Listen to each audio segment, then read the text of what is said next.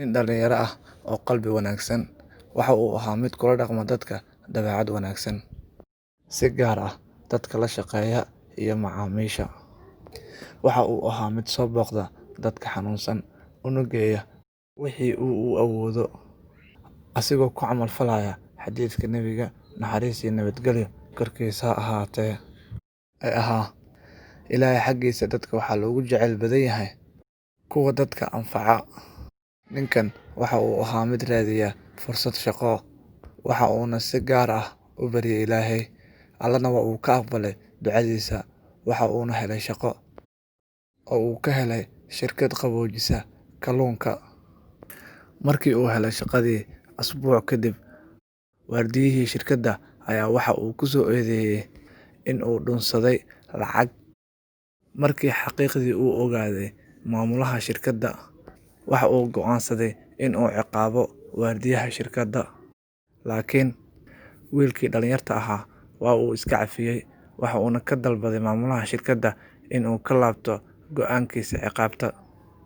Maalin maalmaha ka mid ah, markii shaqaalaha shirkadda ay ka kala tageen shaqadii, ayaa ninkii dhalinyarada ahaa waxa uu soo galay qolka qaboojinta kalluunka si uu u dhammaystiro hawshiisii maalinlaha ahayd. Albaabkii ayaa is xiray isagoo ku jira gudaha. Waxa uu ku sigtay in uu geeriyoodo qabowga daran dartiis. Waxa uu bilaabay in uu qayliyo, albaabkana uu u garaaco si awood leh. Saacado kadib, waxa uu soo galay waardiyihii shirkadda, waxa uuna ka furay albaabkii, waxa uuna ka badbaadiyay geeri.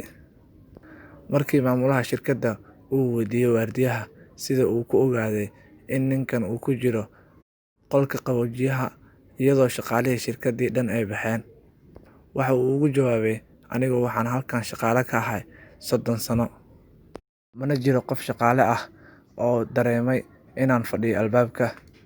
Ninkan markii uu soo galayo iyo markii uu baxayo shirkadda waa uu islaamaa, waxa uuna iga wareystaa xaalkayga iyo xaalka qoyskayga, asagoo ii dhoola cadeynaya. Laga bilaabo maalintii aan qaladka ka galay oo uu i cafiyay ilaa iyo maanta, waxaan dareemi jiray jacayl iyo farxad xaggiisa ah. Maalintaydana waxaan ku quruxsan jiray dhoola cadeyntiisa iyo wareysiga uu iga wareysanayo caafimaadkayga iyo qoyskayga. Maanta, markii la gaaray xilligii laga rawaxayay shaqada, shaqaalihii shirkaddana ay soo wada rawaxeen, maanan arkin asiga. Waan sugay si uu ii macsalaameeyo sidii asaga aan uga bartayba, laakiin maanta ma uusan soo bixin. Waxaan ka raadiyay shirkaddii iyo nawaaxigeeda oo dhan, waa aan ka waayay ilaa aan ku fikiray inaan ka fiiriyo qolka qaboojiye kalluunka. Markii aan furay, waxaan arkay asagoo u dhexeeya nolol iyo geeri. Waxaan u degdegay qaadidiisa iyo badbaadintiisa. Qalbigayga waxa uu gashtay farxad iyo naxariis. Anigana maanta waan ku faraxsanahay in aan u celiyo abaalkiisa. ومن أحسن قولا ممن دعا إلى الله وعمل صالحا وقال إنني من المسلمين.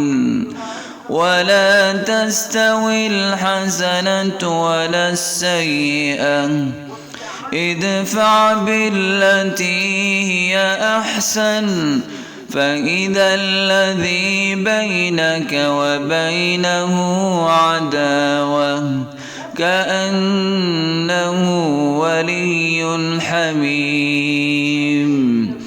وما يلقاها إلا الذين صبروا وما يلقاها إلا ذو حظ عظيم.